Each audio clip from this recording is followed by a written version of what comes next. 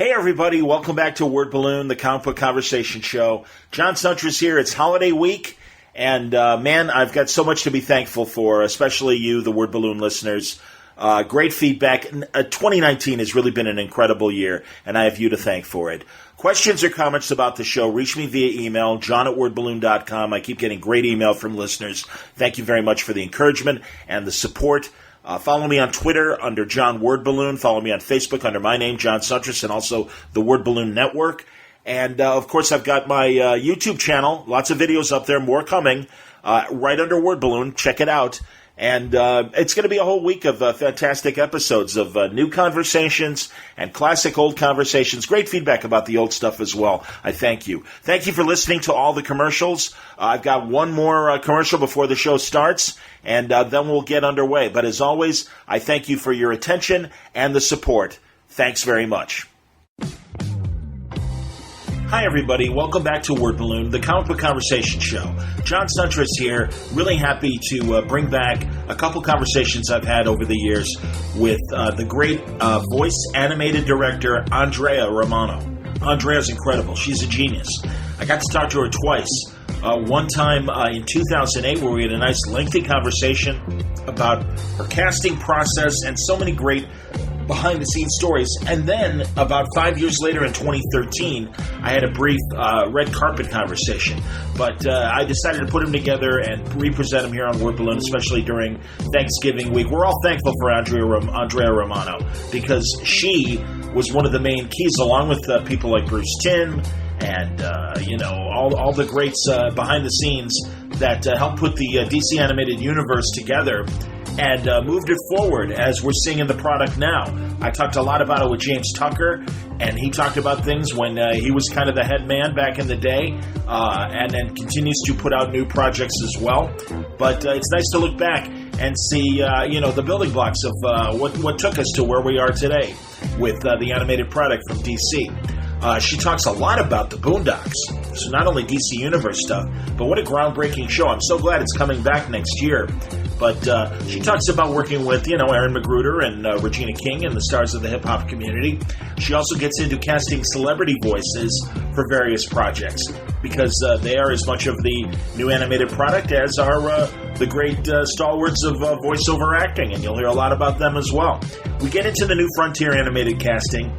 People like David Boreanaz, Angel, and on his current SEAL Team TV show on CBS, he was Green Lantern. Brooke Shields was Carol Ferris, great relationship in New Frontier, but also amazing stars like Lucy Lawless as Wonder Woman and Kyle McLaughlin as Superman, Neil Patrick Harris as Flash, Jeremy Sisto as Batman. There have been times where Andrea has had to step in and tweak a voice or a sound effect. And believe it or not, in Batman Beyond, Return of the Joker, she has a very surprise key role. I'll let you hear the story behind that. She talks about finding Kevin Conroy for Batman, the animated series. And then we have even preview talk, because it was 2008, for 2009 projects like Gotham Knight and Brave and Bold, the great series that James Tucker and Mike Jelenic show ran. Then 5 years later, in 2013, Brave and Bold was being celebrated along with a new animated movie, Justice League War at the time, and we had a big talk at New York's Paley Center on the red carpet about both of those projects, and also, again, a little rundown of the career and just her observations. Really great conversations with Andrea Romano on today's Word Balloon. It's all brought to you by Aftershock Comics. Aftershock has been a great sponsor of Word Balloons, and I greatly appreciate it, and they got great product for you this month. Things that have been released that you can look forward to. Things like the Collected Animosity Year 2 from Marguerite Bennett. There's also Shoppers Will Be Liquidated, Issue 2. Volume 3 of Donny Cates and Gary Brown's Baby Teeth. There's Midnight Vista, Issue 3. You Are Obsolete, Issue 3 from Matthew Klickstein. Actually, Matthew is going to come on Word Balloon in the next couple days to talk about the You Are Obsolete series. Really fun. Dark Red from Tim Seeley. The first volume is now available from Aftershock, collecting the first 5 issues. Just some of the great product, and you'll find more if you go to their website. You'll find full story descriptions, preview pages, and the diamond codes on these books and more. How to order them through your local shop at AftershockComics.com. All right. Also, Word Balloon is brought to you by the League of Word Balloon listeners via Patreon. If you like what you're hearing at Word Balloon, I try to give you a great program every week and a couple episodes a week as well. And I hope you've been enjoying the expanded Word Balloon that I've been presenting each month. Word Balloon is free. It'll always be free. But if you like what I'm doing here and want to help out the cause, you would be helping me greatly if you subscribe to Word Balloon via Patreon. Patreon.com/wordballoon. That's the direct URL to my Word Balloon Patreon page. And then also you can just click on the Patreon ad on the front page of wordballoon.com. But thank you greatly for your support, League of Word Balloon listeners. Okay, let's get into it. Back in 2008, me and Andrea Romano getting to know each other and hearing about her directing style, casting style, and her contributions in making the animated DC universe the great product that it is today. Let's go back 11 years to this first conversation with Andrea Romano on Word Balloon. Welcome again to Word Balloon, the comic book conversation show. This is John Suntress, just coming off the flu, but very pleased to present today's conversation with Andrea Romano, the casting and voice director for Warner Animation and Sony Productions, who's been directing the dialogue for TV shows like The Boondocks, Pinky and the Brain, SpongeBob, and all the DC superhero projects, including the Batman, Superman, and Justice League films and TV series. Today we'll get behind-the-scenes information about the upcoming Batman Gotham Knight DVD, the highly successful Justice League New Frontier, and next fall's new TV series, Batman the Brave and Bold. Andrea entertains us with many star-studded stories that range from first casting Kevin Conroy as the voice of Batman, making Brooke Shields a fan of animation voice acting, to finding SpongeBob roles for people like Gene Simmons and David Bowie. We'll get to the superheroes talk, but first, our conversation begins with a look at the Boondocks, the Aaron McGruder comic strip that has made a successful transition to TV animation. My listeners mostly want to hear about the superhero stuff, and okay. I know a lot of people like the Boondocks as well, and I think that's an interesting contrast to the other stuff that you do. I'll say. Have you watched it, John? Absolutely. I watched last night. Very good. Which one aired last night? It was the one where they sneak into the movies. Oh, very good. I don't know if I've even seen that one yet.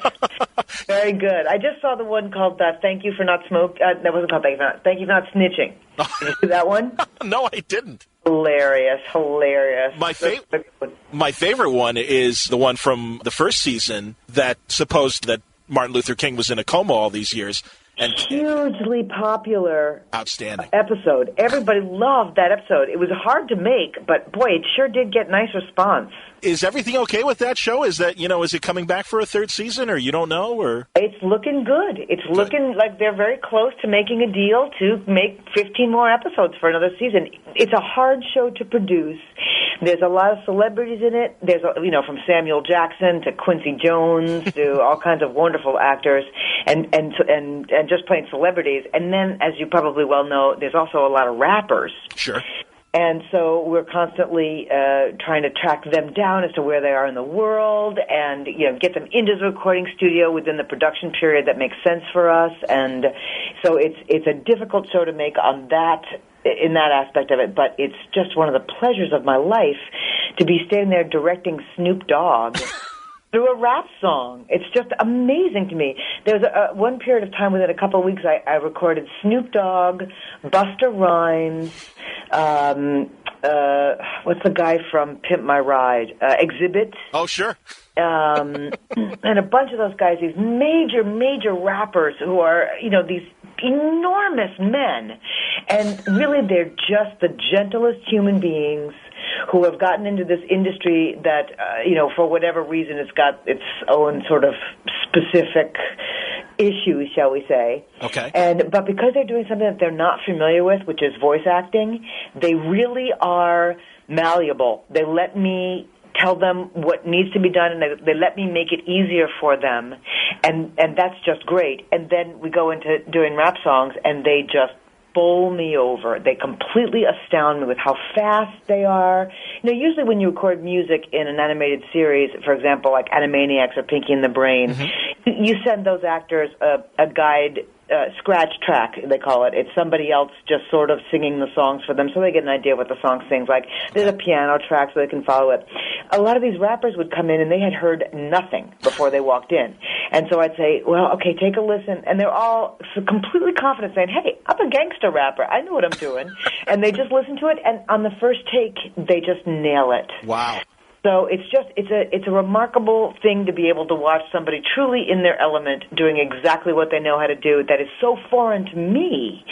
And yet they're, when it comes to the acting part, that's where I know what I'm doing, and they just sort of follow my lead, and it's just great fun. Great fun. How much time do you have, and I would imagine it varies, in terms of discovering a character that is different from the actor's normal voice? How much time do you have to work with the actor?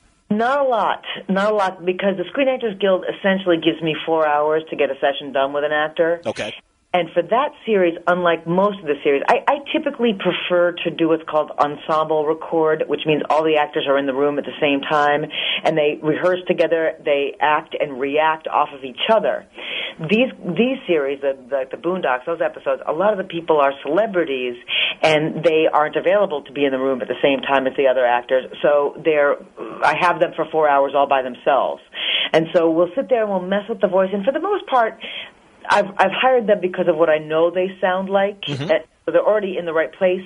But you hire someone like Mos Def, who actually was an actor first before he was a rapper. Okay. And he just comes up with these voices that are so wonderful. I mean, just stunning. I think is he Thugnificent? I think that's the name of his character. And this voice that he came up with is just so funny and wonderful to listen to. And so my job sometimes for those series is, as much as anything, get out of the actor's way. Yeah. And just make sure that they're clear, that you can understand what it is they're saying. Now, there's, some people in the black community who would have no trouble understanding what it is, but because sometimes the jargon is almost a different language. Sure. And we've got a wide audience for that show. You want to make sure that, 50-year-old white women like myself can understand what it is they're saying, too. So I have to watch them for their clarity and make sure that everybody's going to be able to understand. And very often in those, because it's almost like another language, I have to stop and say, I'm sorry, I don't know what a wife beater is. And it's a T-shirt. It's what we would always call a guinea T-shirt. Absolutely. Sleeveless Italian T-shirt. And so, okay, now I know what you're talking about. It's a wife beater. Okay, great, I get it. And so there'd be things like that where they'd be talking about, some items that within the gangster rapper community, they know exactly what it is. And here's this, Italian Jewish director raising her hand going, I'm sorry, I have no idea what you're talking about. What is that? For example, there was one episode that we did that there was a bunch of jokes about the Champagne Cristal. Okay. And there was an issue about it, and I said, what is the issue here? I don't understand. Well, apparently, the makers of Cristal did not like the fact that the wealthy black community was buying up Cristal, and that was the big. They would go into a club and easily drop $2.50 a bottle for a case of it. And they made some big, the makers of the champagne made some big, nasty, derogatory comment about, well, we didn't expect that to be our major, buyers. So there was a big boycott. All the black rappers and everything were boycotting Cristal champagne. So I had to ask about the background of that stuff because I didn't know about it. So it was an educational experience for me. Do you know what are the rappers drinking these days? We all want to know. No, I don't know. I don't know what they switched over to. I would assume whatever good champagne was available at the club they're in. Okay. But I don't know if there was a big major move to, Veuve Clicquot or, if there was a specific brand of champagne they all moved over to. But I knew that they were boycotting Cristal specifically. Wow. Which is a shame because it's a really delicious, wonderful champagne. And it's too bad that they had to switch over to another. But, it's also a ridiculously expensive champagne, and most of us can't afford to buy it except for very special occasions. I was going to say, Magruder doesn't, spring for that for the rap parties for each episode? No, I think they were boycotting. I truly think that the majority of, black celebrities with the dough to afford it were just saying, you know what, they badmouthed us. They don't want us to buy their champagne, so we're not going to buy their champagne. Unbelievable. But I hope that it turns around and that we're all the big friendly family again because it's just a delicious champagne. Being a radio person, I appreciate the flexibility that an actor may have just using their voice in terms of they can be any character as long as the voice delivers that character as opposed to being typecast by looks. So exactly right. That's the joy of casting and directing voiceover, is so often you can think of and use actors who would never be cast in these roles on camera because maybe they're not tall enough or not thin enough or not blonde enough or not young enough. And that tends to make people very kind of neurotic, actors neurotic and nervous, and it makes the whole on-camera world a little bit more stressful than animation voicing is, because it's a very cut and dry. Either they can do the voice or they can't do the voice. Okay. And it doesn't matter if they're, 90 years old like June Foray is, but she can still do the voice of Rocket J. Squirrel. That's unbelievable. It really is. And so you have that kind of freedom where, there's this big thing that's happened in the last few years where celebrities want to do voiceover for animation. And it's for many reasons, but mostly because their kids want them to do it. They may, for example, do all these wonderful television shows or movies that their kids can't watch because they're really adult-themed. But when they tell their kid that they've been invited to come and play Batman or to play in a Batman episode, they are the hero of the household. And so it's a very sort of interesting time in that I'll get phone calls from the celebrities' agents saying so-and-so wants to come and play on a Batman episode or a SpongeBob episode. I've been directing SpongeBob for the last year or two. Okay. So all of a sudden you get Gene Simmons calling up, from KISS saying that his kids are absolute massive fans. Can he please come in and be a character on SpongeBob? Or David Bowie, who calls in and says, can I please be a character on SpongeBob? My kids are fans. So, what I'm going to say, no? It's like, yes, sir, when are you available? We would love to have you come and play. So it's a whole change in the industry in that way. Now, I'm of the mind and have always been of the mind that it really should be the right voice, whether they're a celebrity or a non-celebrity. I don't cast celebrities just for celebrity's sake. If they're the right casting, then they get the role. Okay. If there's a rank-and-file voiceover actor who will frankly do a much better job, I'll fight for that actor. I won't always win that battle, but I am of the mind that it should be the best person for the role. But there's all these celebrities doing voiceovers, and they're fun to work with, and they're not intimidated by the work because they can come in with bedhead. They can come in ripped-up jeans and, dirty T-shirts, and as long as their voices are warmed up and they can do the gig, it's very freeing for them. They can do it. So I have a much bigger talent pool to pull from now than I did, let's say, 20 years ago when I was casting for Hanna-Barbera. Okay. And so I can approach, especially for these larger animated projects like the home videos you were speaking of, the DC Comics home videos, whether it's Justice League or Batman, Gotham Knight, or those kind of things. I have a bigger talent pool because I have, number one, a little bit more money I can offer them than I do for a regular TV series, and because they're juicier roles. So I can look at, for an example, say Superman Doomsday. Right. And be able to go to Adam Baldwin or Jason Marsders and say, I've got this excellent role. It's Lex Luthor. Do you want to come and play? And I can offer you more than $750 for the role. And, their schedules typically are not good, not easy, but because voiceover for animation takes so much less time than their on-camera gigs take, they're much more willing to come in and say, okay, I can give you 3 hours this week, I can give you 2 hours the following week, and then I can come back in, at the end of your production and give you another couple of hours when you're working to picture to fix some of the stuff, and I can make that work. That's great. Yeah. Let's get into some specific productions, and we may as well start with The New Frontier because it seems like it's been a big success.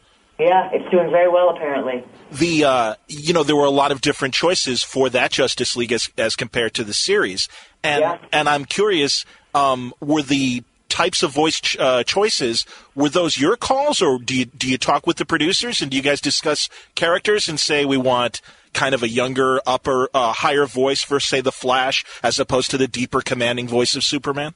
Absolutely. I never cast in a vacuum. It's never just me. I always with a large group of people. And I've done so much work with Bruce Timm, the producer, that he and I have a very good shorthand of conversation that we can speak in, and we know a lot of the same actors, having worked with them all the way back from like 1991. As a matter of fact, Bruce and I worked on Animaniacs together back in like 1989, so we've known each other for a really long time. But then, since the superhero stuff started to be created, he and I have done many, many projects together, and so he's the first person that I talk to. Then when there are these big projects that DC Comics certainly are involved in, and Warner Home Video are involved in, and they're footing part of the bill, so they have to have some say, of course. Okay. And then there's another division called Warner Premiere, and they all have their specific thoughts about who they may want to get in. And then we'll sort of all run through the list and compile them and say, okay, let's put an order, a priority. We want to go after actor A first. We want to go after actor B second. We want to go after actor C. And then it depends on the actor's availability. Some of them are very well versed in the DC Comics world. They know exactly who some of these ancillary characters are. And then there's other people that you mentioned, Green Lantern, and they truly don't know who that is. So they actually don't. There's just characters that they're just not familiar with. Flash, they kind of have heard of Flash, but they don't really know much about him. Okay. So then you start approaching the actors through the agents, and they want to do it, but they're not available during the production period. Or they want to do it, but they want on-camera money. And we don't have those kinds of budgets, frankly. Sure. Some of these guys are used to making $60,000, $70,000 a week on their television series. And then I go to them and say, I've got, maybe a sixth of that, and I'll need you to come in 5 different times in order to make it work. And they're just not interested, and that's certainly their prerogative. Sure. And then there are other actors who are absolutely willing to come in for almost any price. They just want to do it because they have been, let's say, Wonder Woman fans since, and they'll show me pictures of themselves as 5-year-olds dressed in a Wonder Woman costume for Halloween. And so those are the people that you absolutely want to be a part of it. They understand the character, and now they're, 27 years old, and they're appropriate for the role. That's great. And I think going back to the Justice League series, there's some good, and I don't mean to demean actors by calling them mid-level, but ones that aren't as well known. And you mentioned people that know their DC Comics and stuff. I imagine Phil's one of those guys playing John Stewart. Best? I adore him. He's awesome. He's so talented and so bright and so grateful for every job he gets. As famous as he may get, he just loves to come and play, and I'm lucky that I've built up a relationship with a lot of actors over the years, and whereas for other companies or other directors, they may ask for more money, they'll come in and play with me because they know that I will make it a very pleasant environment. I won't make them be there 10 minutes longer than they have to be, and I've had the great pleasure of working with remarkable talent. And then every once in a while, John, I get these great chances where someone who has never done voiceover before for animation but is enthusiastic about it and whose work we all know because of their on-camera work, like David Boreanaz. You bet. Who just had never been in front of a microphone to do this kind of work before and just totally let himself be putty in my hands. And I watched him learn hour by hour how to do this stuff. And he was so good by the end. And then because we have, I think your audience will know, and I'm sure you do as well, that we do the initial record first. We have a script. We record the initial session. Okay. And this all goes off over to Asia to be animated. Then it comes back to us, and we look at the voices with the picture, and sometimes it works perfectly, and sometimes we thought a character was going to be staged so that they were clear across the room from each other. So they're talking in these big, loud voices to make sure that it makes sense that they're in this big warehouse talking to each other across a space. When we get the animation back, in fact, they're right next to each other, but they're talking this loud, so it no longer makes any sense. So we have to bring them back in and work to picture and bring the level back down to a conversational level where it makes sense. Okay. That's one instance where you have the actor come back at the end. There's also instances where there may be a character called Clerk on the script, and I've cast a woman to play the clerk, and she, has a conversation, and when the animation comes back, for whatever bizarre reason, it's a man. So I've got to go back in and revoice it with a man. Then there's instances where just for whatever reason, say, for example, we're going back to, say, Superman Doomsday. Okay. There may have been a scene where Anne Heche, as the voice of Lois Lane, breaks down in tears. And we really let her go, as far as, like, go ahead and go for it, give us the full emotion. And then when we get the animation back, we see that they animated it much more subtly than what she gave us. So we have to bring her back in and pull back a little bit on the emotion, just to make it match picture. So there's all those instances where you bring the actors back in, and my whole point of bringing this up was David Boreanaz, as good as he got during the initial record, when he came back in, 5, 6, 7 months later to do the ADR, he was even better. And so then also he gets to work with picture, so he actually has something he can sort of latch on to, and he's actually looking at what the character is doing, and that frees them a little bit more to sort of get into the character a little bit more, and he gets to see them interact, as opposed to when we're recording the actors initially, and we often have to record them separately because they're just not all available to work together. Sure. Then he gets to see what the actor after him responded like, and that gives him some insight as to how to do his line that will make sense. And he was a joy. Another person on the Justice League New Frontier project who I had the opportunity to work with only once before was Brooke Shields. Okay. Brooke had come to work for me because her agent called me up when she was 8 months pregnant with, I believe, her second child, and could not do any on-camera work because it was just too strenuous, first of all, to feed that long, but really wanted to work, just didn't want to be sitting around the house doing nothing. So I found her a role in an episode of The Batman, and she came in and did a small guest role for me, and she was terrific, and she so enjoyed it. And I, invited her after the rehearsal of The Batman and said, we can record your lines after the rehearsal, and you can go home. She said, no, let me stay around for a while. If I get tired, I'll let you know, and then we can pick up my lines, let me go, but let me watch the process. And so she stayed almost to the end of the whole session. And then when I was casting this project, the New Frontier project, I thought of her right off for Lois Lane. And not for Lois Lane, for Carol Ferris? Exactly, Carol Ferris. And so I called the agent, and she said, Brooke would be delighted to work with you again. Well, Brooke had not only had an infant at that point and her other toddler, but was doing what on Broadway? Sweet Charity on Broadway, I think she was doing. Shooting 3 or 4 other things simultaneously. I mean, just doing like 10 different projects. And after we got like into week 5 or 6 of just not being available to schedule her, I said, Brooke, I'm afraid we're going to have to move on. And she's like, absolutely not. I'm going to make this happen. And she just bent over backwards for us, John, and made it happen. I'm telling you, she was my hero, my heroine. And she really, truly just wanted to be a part of it and moved her life around so that we could record her from New York and could do the session. And just a wonderful actress and did a beautiful job. Also on this session, someone I had worked with before, Kyra Sedgwick, who's just got that great voice. Oh, yeah. She was who I cast as Lois Lane on this project, on the New Frontier. And I had worked with her on a project called The Mystery of the Batwoman, and knew what a pleasure she was to work with. Now, Kyra and I have worked together twice and never seen each other in person. We've never met in person. But it doesn't matter. She did just a beautiful job as Lois Lane. And, because she is so busy on that wonderful series, The Closer, you bet. There was some ADR that was needed from her on the Justice League that was simply, really, really simply, as she gives the report that Superman is dead, and she falls to her knees in the scene and cries. Well, they animated her crying longer than we had recorded her crying. And fortunately, Kyra and my voice type is very, very similar. So I went in and did the remainder of her crying for her. Wow. Which has been, it's very funny because it's kind of like there's so many animated projects for Warner Brothers that have required me to cry for somebody. There was it was Return of the Joker, Batman. Batman Beyond. Yep, direct-to-video.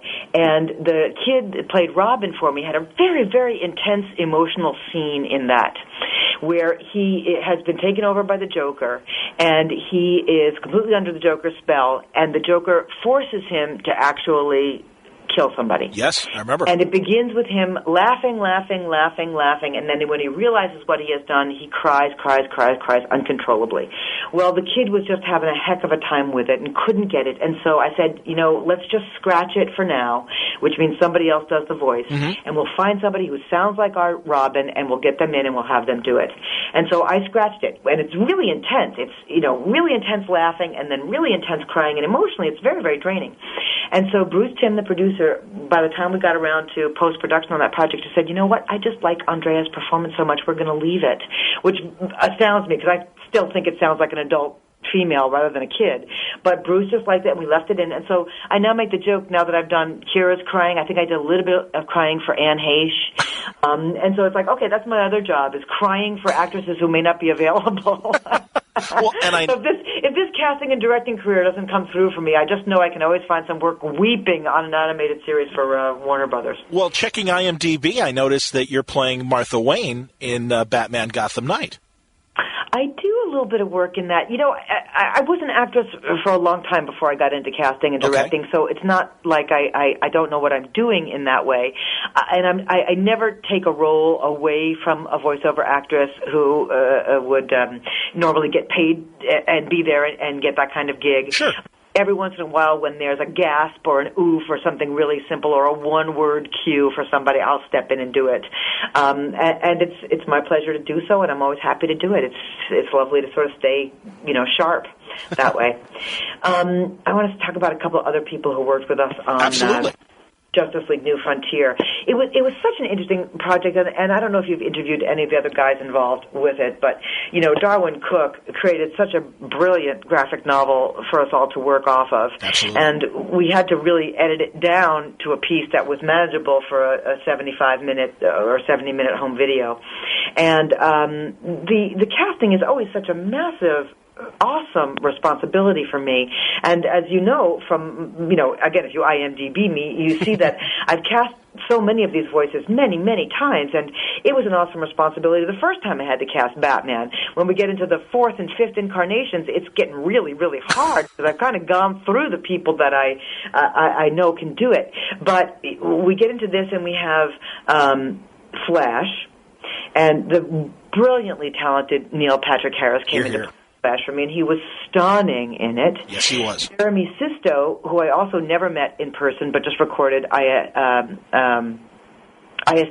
a satellite record from New York, and I thought was a brilliant Batman. Me too. Dark.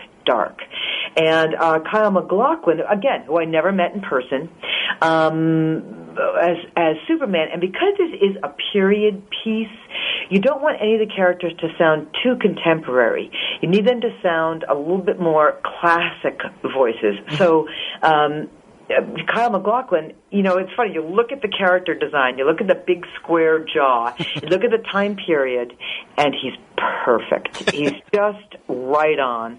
And so even though I had to recast, Superman, in this instance, it worked out really well because I needed a specific period of time sound, and Kyle was able to slip into that really, really easily. He was wonderful, I thought. There wasn't anybody on this entire piece that I thought was weak. Everybody was wonderful. And the wonderful Lucy Lawless, who came in to play Wonder Woman for me, was just so great and such a good sport. And, if you buy the DVD, and I hope everybody will because the extras on it are so fun, and you get to see her working, and she was nothing but energy. Just this wonderful, energized, enthusiastic actress, which is what you want as a voice director. You want someone that you have to actually pull back a little bit on. You don't want to have to be constantly saying, okay, I need more energy, give me more, give me more, give me more.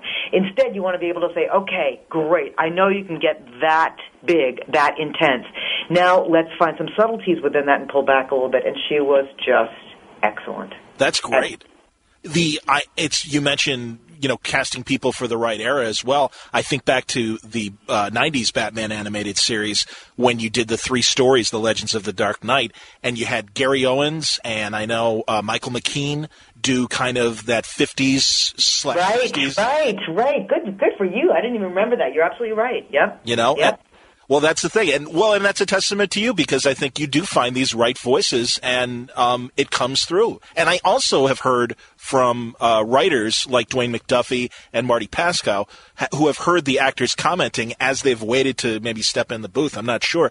But the actors would look at the lines and say, hey, this is a little more meatier than the average cartoon script, and they're like, wow, there's a real story going on here. And I think they're surprised at the sophistication of the production because, again, I think even Cartoon Network, I think, was surprised at how well a lot of these series did with adults, given that they were Y7 projects on paper.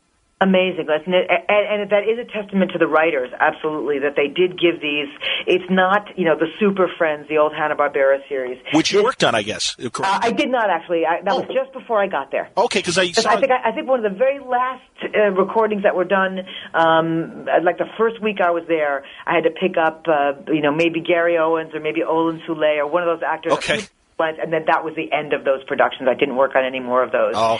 But it's certainly not that. That's not what we were making. And we knew from the get-go when we were making the first Batman, the animated series, that this was not our parents' Batman. Yeah. This was not our parents' Superman. This was going to be something different and dark and dramatically much more interesting. And that's why I'm so delighted that, as difficult as it was, the initial casting to find the right guy for Batman, when I finally did find Kevin Conroy, and he walked in the room and auditioned, and we all just breathed a sigh of relief saying, this is it. This guy gets it. He understands it. And, I've known Kevin now for a million years. He's a dear friend of mine. And I asked him about how he came up with his personal concept of what Batman should sound like. And because we were all toying with the Clint Eastwood idea and the placement for the voice. And at that point, we did want Batman and Bruce Wayne to sound different from each other, a little bit different, but still clearly the same guy. And Kevin said, because he's a Juilliard-trained actor, he said, Batman and Bruce Wayne, it's not that different than Hamlet. It's a story of vendettas. It's a story of vengeance. It's a story of a man who has lost parents. And, how apropos that is and how classy that is for Kevin to come up with that idea of, let this be Shakespeare. Let this be Hamlet. And so that brought a whole other level of quality to the show.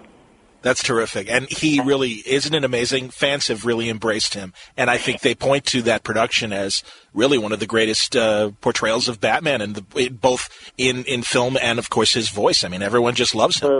Absolutely. And they all complain to me when I see them in person at, whether it's Comic-Cons or, throughout the world. I was at an event last year called Armageddon in Australia and New Zealand. Okay. And the fans there were saying, Andrea, why is Kevin Conroy not the voice of Batman on every single thing that you do?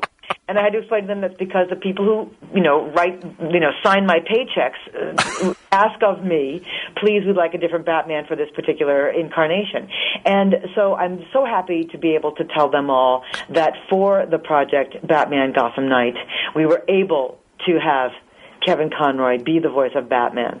And it's so right that he is. He's so talented and so good. And let's talk about that project a little bit. Gotham Knight was such an unusual, different project in that what we did was, rather than do the initial voices from the get-go, which is how we would normally do it, is have a script and then record the voices, the real actors who are going to do the voices, ideally, and then animate it and then fix it in post in any kind of ADR we have to do.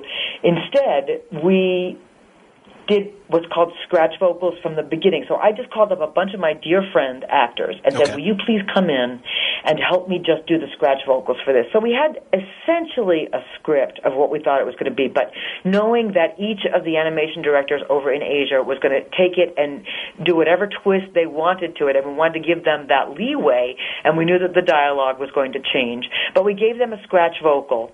They animated to that, different segments, all of which look completely different stylistically, and then bring that back to us, and then we were going to go in and ADR it, which stands for Automated Dialogue Replacement, ADR it with the real actors that we wanted to use. Okay. So knowing that that was also going to be a very time-constricted production and that it was going to have to be done really quickly, I had to get people in who knew how to do that skill of ADR, who knew how to match the mouth flaps with words and make it organic and feel right and feel like they created it. And so I knew, having worked with Kevin for so many years, that he could do that brilliantly, easily, wonderfully. And the only thing we were worried about was the few scenes where there's this style, and I forget exactly the name of the style, John, but it's an anime style whereby the characters all look extremely young. Okay. They're deliberately animated to look very young. And Kevin Conroy is my age. He's 50. Okay. And so you can't always guarantee that he's going to be able to sound 20. And I think we totally pulled it off. It was remarkable how good a job he did. And it also keeps a continuity, a singular through line throughout the piece that I think we needed. You can have other actors play other characters that come in and out of the stories, but you want Batman to be the one through line throughout the entire piece. And wait till you see it, John. It is so stunning visually. There are so many different styles, and it's so great because we all have different ideas of what Batman should look like, and you get to see 5 different versions of it in this one piece, which is just great. And each piece stands alone in and of itself, but it begins with a scene where we see a bunch of kids telling their story of their seeing the Batman. Okay. And then we see all the different versions of it, and then in their sort of point of view, and then it comes back and we tie it all up together at the end. Okay. So it's just kind of a very interesting way to see to encompass all these different animation styles and how they'll work. That's it's kind of a like terrific piece. That's kind of like heavy metal. That's kind of like what they did with heavy metal. So yeah, that's right. That's great. And there were some actors that, and this was not a piece in particular where it was called upon us to use celebrity voices, because you don't always know that celebrities are going to have that skill set to do this matching to picture. But I knew there were a couple of actors that I had wanted to work with for a while that fit the bill, and that I thought, you know what, let's just see if we can't make it work. And one of them is Gary Dourdan from CSI. Very the cool. original CSI, the one that takes place in Vegas. Yeah. And Anna Ortiz, who is on Ugly Betty. Now, Anna Ortiz's agent had sent me her on-camera demo years before Ugly Betty hit the air. Okay. And I just thought, what a talented actress. I love her. Ethnic casting is always difficult. There aren't a lot of ethnic actors who know how to do animation voicing. And I always encourage ethnic actors to take voiceover classes and learn how to do it, because we need them, and they will get work doing it if they learn how to do it. So when a character is depicted as being black or Hispanic or Asian, I always make a very strong effort to book that ethnic background to play the voice. Sure. So I knew that the character that Anna was going to play was clearly Hispanic. Ramirez is her character name. And I wanted to give her a shot to come in and do it. And she did a great job. She was really great. It was hilarious, though. She came in with a horrible allergic reaction to all the pollen that was happening, and everything she did sounded like this. Every N, every M. So I said, Anna, before every single line, you have to blow your nose. I had to send my assistant out to buy a box of tissues and nose spray. I said, Anna, will you be offended if I ask you to use nose spray? And she said, no. I wish I had thought to buy it myself. And so my assistant goes out. We still tell the story about how Anna's special parting gift from the recording session was her own bottle of Afrin. And so she had to spray her nose and do the whole session, and she was great. And then Gary Dourdan, who plays Crispus Allen, I had always wanted to work with Gary and had offered him several jobs, and he just wasn't available because he'd been working so much on CSI. Okay. And it just worked out. The stars aligned, and there was time for him to come in and do the voice of Crispus Allen. And I just knew he was a good actor. I knew he'd be able to do it, and the ADR aspect of it is something I could teach him fast enough that they could learn to do it. And before I forget to say, John, I want to say that all those very wonderful friend of mine actors who came in and did the scratch vocals for me on the initial record on this, I cast them all as roles in this series. Oh, that's terrific. So they all did show up, whether it was George Newbern or Jason Marsden or Scott Menville, Hynden Walsh, all these guys who came in and did these voices for me. I made sure they all appear in it, so you'll hear all their voices in this piece when you get a chance to see it. You haven't been given a preview copy yet, have you? No, not yet. No, it's just swell. I can't wait for you to see it. It's really, really nice. No, I loved the Animatrix, and I love this idea of how to tie into a major film release. And Batman, certainly lends itself to this kind of audience and this kind of product. So I think that's fantastic. And again, in capable hands. And also I noticed that a lot of the writers of the individual stories are a lot of the comic book writers. Brian Azzarello, Greg Rucka. So just a couple. It keeps the whole thing kind of in a big family that understands it. I'm probably the most ignorant of a lot of these characters. People will come in and I'll say, okay, you're playing so-and-so, and they go, oh, wow, well, in this episode he did this, and in this comic book he did this, and I'm like, he did. So I'm constantly learning. But you know what that does, John, is that makes me a really good sounding board, because if it makes sense to me, being kind of ignorant of some of this stuff, it's going to also appeal to an audience that may not be as into it as some of the other audience members are. Sure. So there's always going to be your huge fanboy comic book experts who know all this stuff backwards and forwards. But my job is to make an entertaining piece for people who don't know all that backstory, who don't know all that, and to make it appealing to women, to female viewers. Because this kind of show, this kind of home video, could really end up being just a male-oriented audience. Sure. And I want to make sure that Batman is sexy. I want to make sure that women fall in love with Clark Kent and Superman. Cool. That as bad as Sinestro may be, that there's something really appealing. And so it's not necessarily a bad thing that I am somewhat ignorant of all the history. I did not ever read a Batman comic book when I was a kid. Wow. We didn't read comic books when we were kids. Okay. It just was a family thing where they're just, we didn't do that thing. That's okay. And so it makes me a really good audience member and a good judge of what's going to appeal to the major fans, and certainly by now, 20 years into it, I know a lot more than I did when I began. But what's going to appeal to the diehard fans, and what's also going to appeal to people who really don't have much more history with it than, say, the George Reeves Superman on camera series, sure, the contemporary Batman movies, the contemporary Superman movies, and maybe one or two other things beyond that. But they're not going to know some of the characters in the Justice League, and especially when we got into the series, the Justice League Unlimited, where somewhat obscure characters were introduced, and we didn't really even have time to flesh out their stories. But Red Tornado shows up, and I didn't even know all of his abilities when I was trying to cast it. But you get to a show where you've got to cast 15 new characters in a week, and you just kind of have to look at it and go, okay, who's going to be able to give me 3 different voices in this session and understand it? And then you bring in the really talented Will Friedles and the Brian Georges and the Rob Paulsons, who really understand what it is that's going on, the Jim Meskamins, the Corey Burtons, these incredibly talented, versatile actors who understand the whole background, and you just give them a little bit of information, a line-drawing model of the character, and they just get it.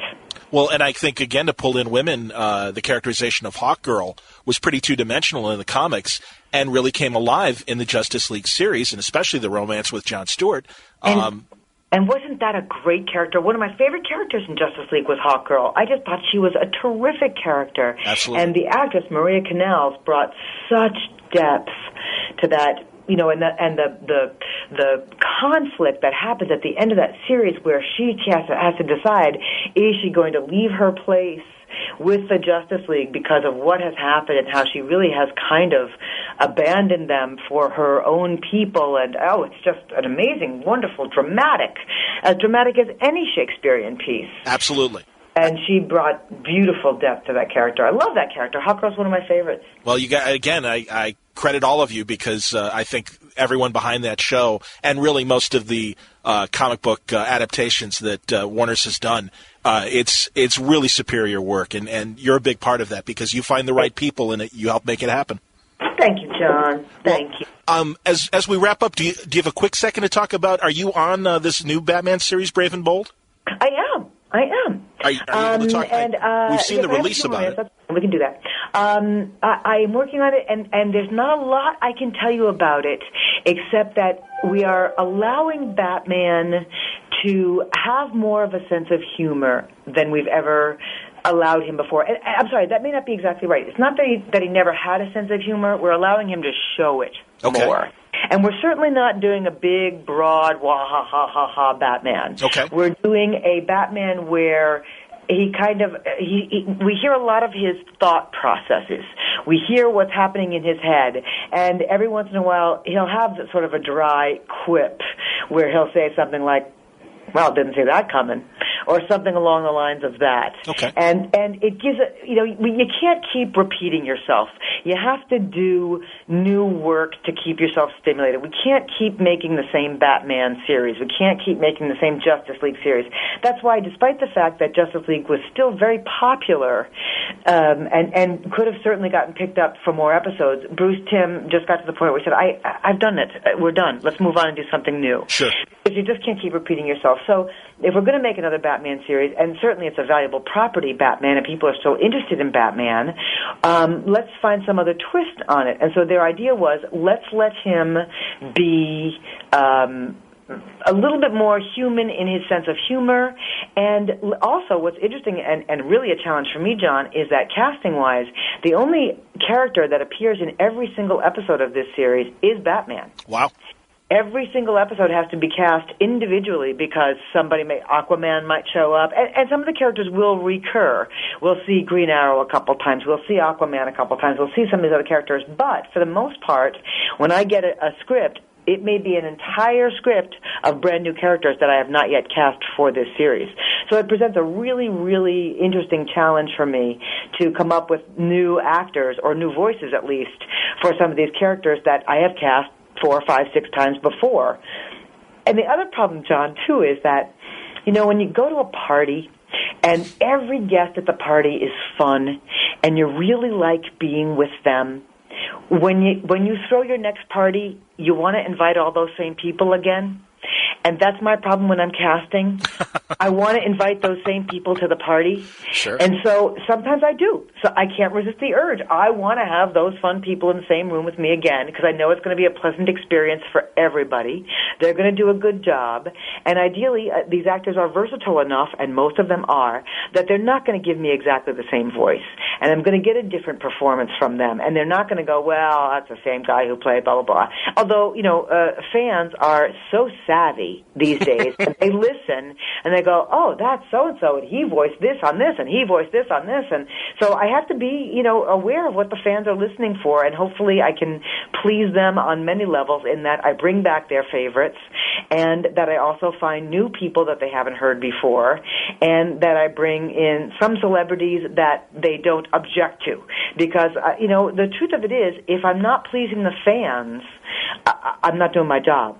Warner Brothers, Nickelodeon, Sony, all of us, we make these cartoons for the fans. That's who we work for.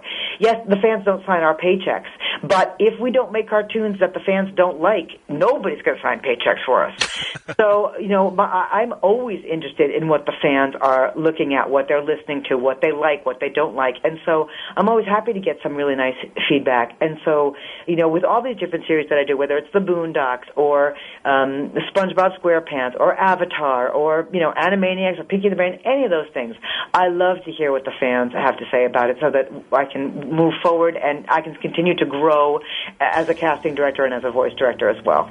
Well, as I said, you've got a fan in me because I think you guys do great work, and being a radio person, I immediately gravitate to the voices. And hopefully, maybe before Batman Brave and Bold gets started, we can reflect on Gotham Knight after it's been released and talk about your millions of other cartoons that we haven't even gotten to.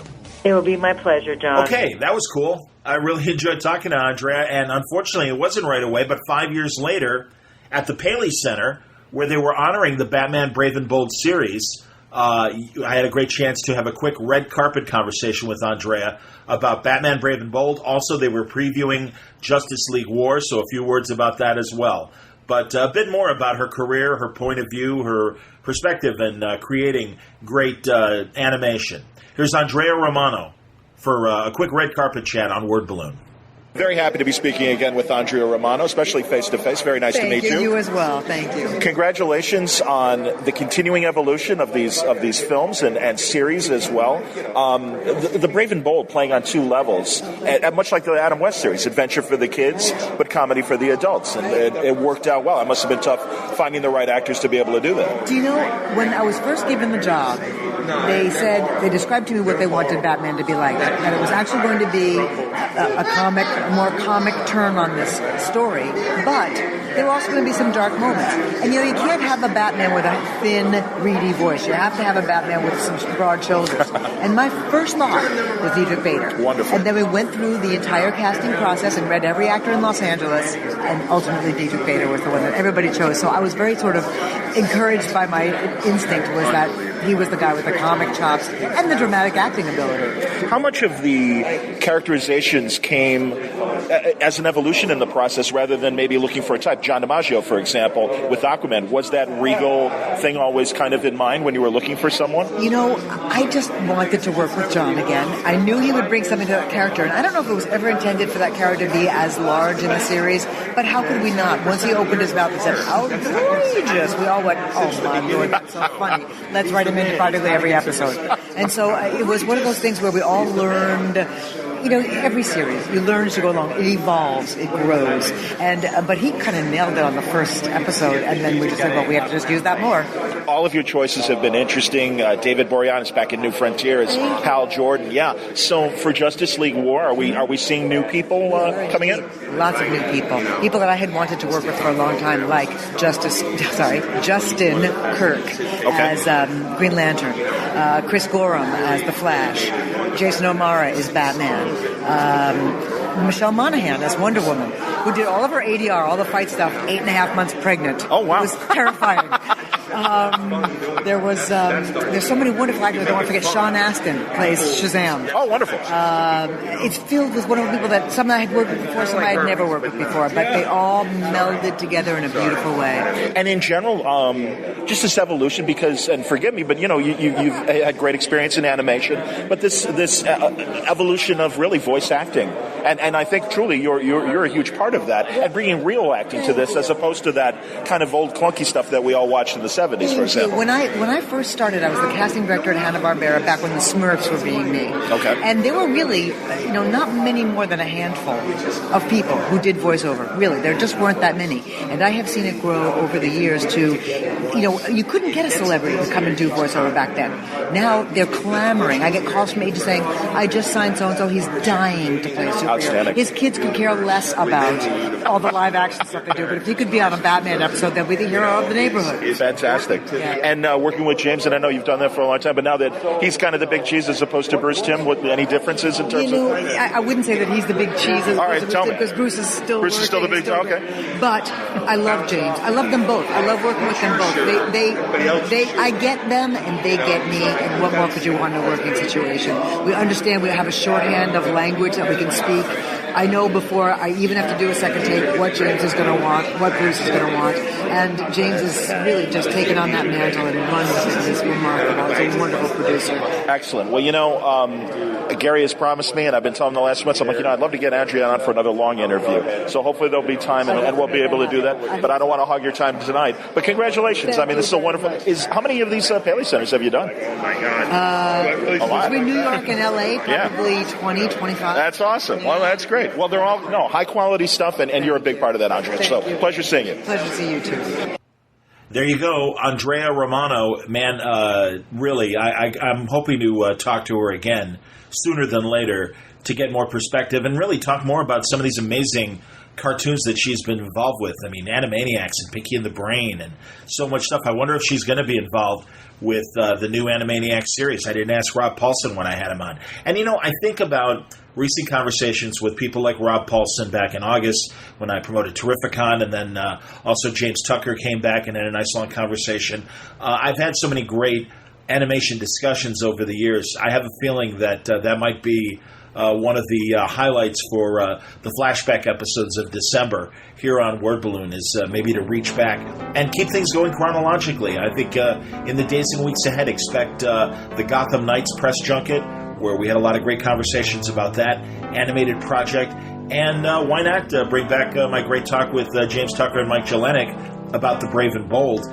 We talked at a very key moment when they reintroduced the Justice Society, and it was great seeing them and just their thoughts of what they were trying to do when they were, showing the funny side of Batman, as Andrea and I discussed. So it should be fun on the next couple weeks and days here at Word Balloon, listening to some great cartoon memories from some of the great past Word Balloon guests. Thanks a lot for listening today. All brought to you again by the patrons of Word Balloon, the League of Word Balloon listeners, via Patreon. Thank you for your subscriptions. It's a thankful week at the end of November, Thanksgiving, and I thank you very much for your support. League of Word Balloon listeners, patreon.com/wordballoon, or click on the Patreon ad at the front page of wordballoon.com. Word Balloon also brought to you by Aftershock Comics. Look, they are a great sponsor. I appreciate their patronage as well, and it means a lot. And they bring it back with amazing books. I'm going to be talking to Matthew Klickstein in the next couple days about You Are Obsolete, a great horror story that has some classic tropes to it, but puts it in a very 21st century spin. And we had a great conversation. You should be listening to that at the end of the week. I recently talked to Dark Red's great Tim Seeley about his wonderful series. The collected volume is out this month from Aftershock Comics. I was going to say Patreon. Baby Cake Volume 3 from Donnie Cates. Talked to Donnie at Terrificon, and we talked a lot about baby cakes. And you should be following the story, and you can collect Volume 3 this month from Aftershock. Also, things like the Jimmy Bastards Complete Collection. Next week, we're going to get the Rough Riders Complete Collection, the 3 arcs of their stories. And that's one of my favorite steampunk books, featuring Teddy Roosevelt, Jack Johnson, Harry Houdini, Annie Oakley. A really great steampunk adventure, and you should definitely check out the collected series. You're going to find a lot of great series with the Aftershock imprint on it, but don't take my word for it. Go to their website. You'll find full story descriptions, preview pages, and the diamond codes on how to order these books through your local shop at AftershockComics.com. Thanks again for listening. More great Thanksgiving releases to come before the end of the week. Join me for the next Word Balloon. Until then, Word Balloon is a copyright feature of Shaky Productions. Copyright 2019.